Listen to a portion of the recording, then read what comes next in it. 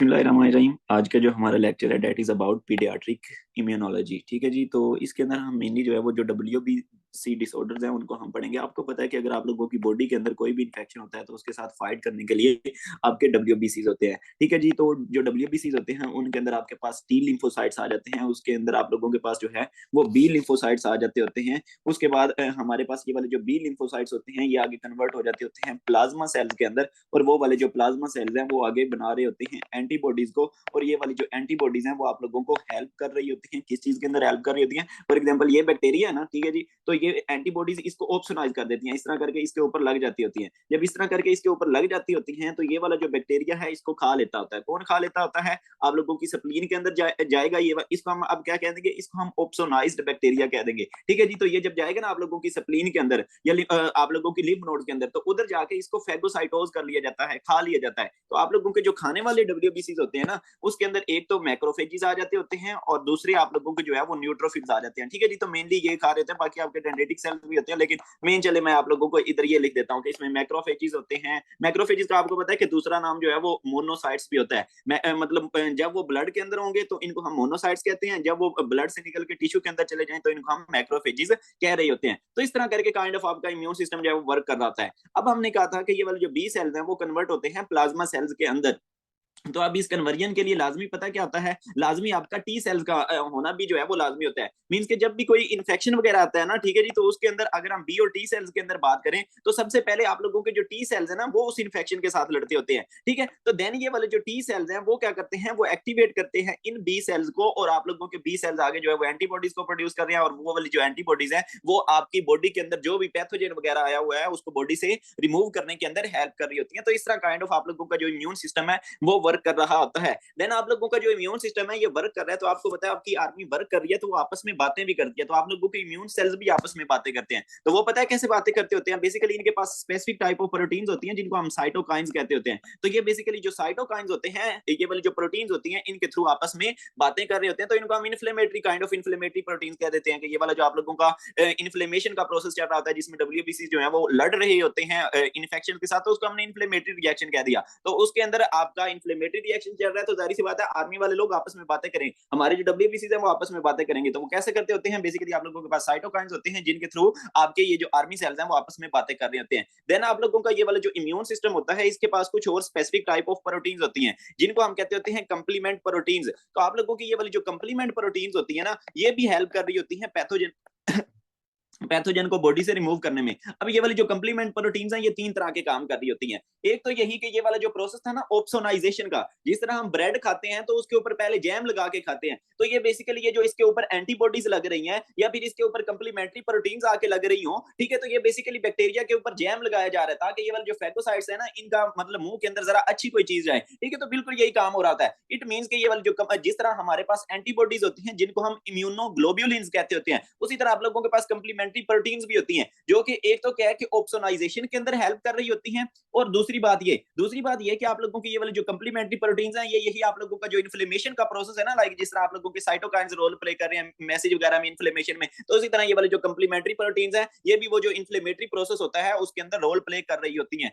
दूसरी बात ये कि आप लोगों की ये वाली जो कंप्लीमेंट्री प्रोटीन्स होती है ना ये बैक्टीरिया बैक्टीरिया को डायरेक्टली भी किल करती होती है। ये बैक्टीरिया को डायरेक्टली पता है कैसे किल करती है? ये ना मेम्ब्रेन अटैक कम्प्लेक्सेस बना देती हैं। अक्सर आपने वर्ड सुना होगा मैक। ठीक है। तो मैक क्या है? ये मेम्ब्रेन अटैक कम्प्लेक्स है कि ये क्या करती हैं? ये बेसिकली पोर्स बना देती होती हैं। किसके अंदर पोर्स बना देती हैं? वो जो पैथोजन है उसके अंदर पोर्स बना देती हैं। तो ये देखिए इसने क्या किया, उसको पोर्स बना के मार दिया। तो ये इस तरह करके पैथोजन को मार रही होती हैं। तो मैं थोड़ा सा आप लोगों का जस्ट ओवर व्यू दिया है इम्यूनोलॉजी का। हमने क्या कहा कि अगर हमारे अंदर कोई भी इंफेक्शन होता है तो उसके साथ लड़ने के लिए हमारी बॉडी के अंदर WBCs पाए जाते हैं, जिसके अंदर टी सेल्स होते हैं, जिसके अंदर बी सेल्स होते हैं। बी सेल्स क्या है कि एंटीबॉडीज को प्रोड्यूस करते होते हैं, और वो वाली जो एंटीबॉडीज हैं वो बैक्टीरिया को या जो भी पैथोजन आया है उसको ऑप्सोनाइज करती हैं, और आप लोगों की क्या है कि मतलब बॉडी से रिमूव करवा देती होती है। देन उसको जो मैक्रोफेजेस है न्यूट्रोफिल्स है वो खा जाते होते हैं, आप लोगों की स्प्लीन जो है वो उसको रिमूव कर देती होती है। देन हमारे इधर जो मैसेंजर मॉलिक्यूल्स होते हैं, मैसेंजर जो प्रोटीन्स होती हैं उनको हम साइटोकाइंस कहते होते हैं, इंटरल्यूकिन्स वगैरह कहते होते हैं। देन हमारे पास कंप्लीमेंट्री प्रोटीन्स भी होती हैं जो भी इन्फ्लेमेशन के अंदर रोल प्ले कर रही होती हैं, ये डायरेक्टली पैथोजन को किल कर रही होती हैं।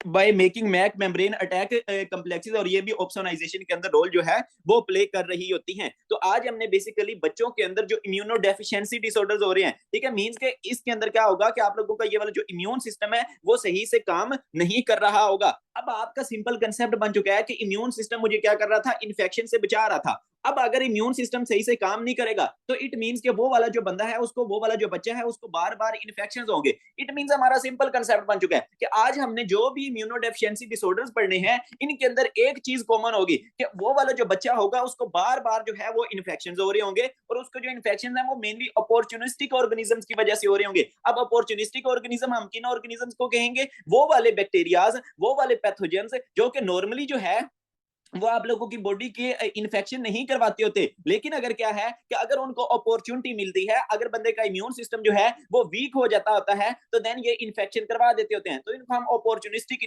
ऑर्गेनिज्म जो है वो कह रहे होते हैं, ठीक है। तो ये प्रॉब्लम हो सकती है, और अगर आप उस बच्चे को ट्रीट नहीं करोगे तो जाहिर सी बात है उसकी बॉडी के अंदर इन्फेक्शन चल रही है, तो वो बच्चा जो है वो प्रॉपरली ग्रो नहीं कर पाएगा। तो इसको हम क्या कहते हैं, FTT, फेलियर टू थ्राइव, और देन इवेंचुअली वो वाला जो बच्चा है वो मर भी सकता होता है। तो आज हमने इट मींस कि हमने आगे जो भी प्रॉब्लम पढ़नी है ना, आगे हमने जो भी इम्यूनो डेफिशिएंसीज पढ़नी है, उनके अंदर हमें ये तीन चीजें जो है वो कॉमन मिल रही होती हैं कि बार बार इन्फेक्शन हो रहा होगा, अपॉर्चुनिस्टिक ऑर्गेनिज्म का जो है वो इन्फेक्शन हो रहा होगा, और अगर हम उसको ट्रीट नहीं करेंगे तो वो बच्चा थ्राइव नहीं कर पाएगा और इवेंचुअली जो है वो मर जाएगा। अब हम स्पेसिफिकली बात करेंगे, स्पेसिफिकली कैसे बात करेंगे कि सबसे पहले हम एक एक डिसऑर्डर को पढ़ते जाएंगे। लाइक अगर बी सेल नहीं होंगे तो क्या प्रॉब्लम्स होंगी, टी सेल्स नहीं होंगे तो क्या प्रॉब्लम्स होंगी, अगर फॉर एग्जांपल हमारे ये वाले जो दूसरा फैगोसाइट्स हैं ये नहीं होंगे तो क्या प्रॉब्लम्स होगी, और अगर आप लोगों की कंप्लीमेंट्री प्रोटीन सही नहीं होगी तो उस केस में जो है वो क्या प्रॉब्लम्स होती हैं। तो सबसे पहले हम बात करना चाहेंगे बी सेल डेफिशिएंसीज के बारे में, मींस के इसके अंदर आप लोगों के जो बी सेल्स है ना उनके अंदर प्रॉब्लम आ रही होगी, वो जो है वो कम हो रहे होंगे। अब देखिए हमने क्या कहा था कि हमारे जो बी सेल्स होते हैं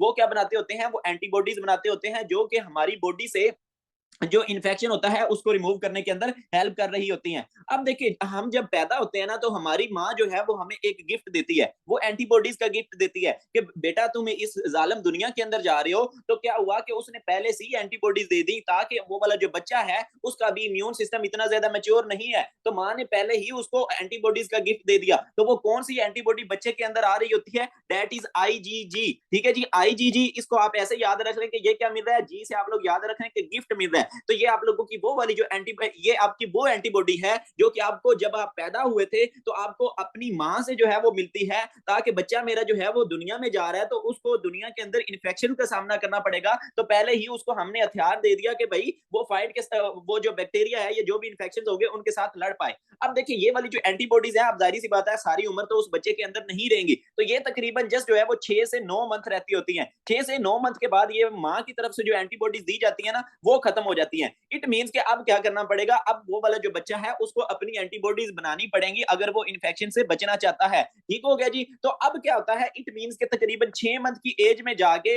अब उसके जो बी सेल्स हैं उनको काम करना पड़ेगा, ताकि वो क्या करें, वो जनाब प्लाज्मा सेल्स के अंदर कन्वर्ट हो और एंटीबॉडीज बनाए, ताकि वो वाला जो बच्चा है उसको इन्फेक्शन ना हो। ठीक है जी। तो अब अगर क्या होता है कि किसी बच्चे के अंदर बी सेल की डेफिशिएंसी होती है, इट मींस के वो वाला जो बच्चा होगा उसको पहले 6 महीने तो कोई ऐसा इन्फेक्शन नहीं होगा, क्योंकि माँ की तरफ से उसको एंटीबॉडी मिली हुई थी, गिफ्ट मिला हुआ था, तो मसला नहीं हो रहा। लेकिन अब 6 मंथ के बाद उसके अंदर इन्फेक्शन होना स्टार्ट हो जाएंगे, बिकॉज माँ वाली एंटीबॉडी जो है वो खत्म हो चुकी है, लेकिन और वो जो खुद है वो अपनी एंटीबॉडीज नहीं बना सक रहा, बिकॉज उसके जो बी सेल्स हैं वो सही काम नहीं कर रहे। इट मींस के मेनली बी सेल डेफिशिएंसीज के अंदर जो प्रॉब्लम होगी वो बच्चा मोस्टली 6 मंथ के बाद उसके अंदर प्रॉब्लम जो है वो स्टार्ट होगी, तो उसको बार बार जो है वो इन्फेक्शन हो रहे होंगे। ठीक है, सारी सी बात है, बी सेल्स नहीं है तो एंटीबॉडीज नहीं बनेगी, तो एंटीबॉडीज ने आप लोगों के जिन भी इन्फेक्शन से आप लोगों को बचाना होता है, तो वो वाले जो सारे इन्फेक्शन है वो इस बच्चे के अंदर कॉमन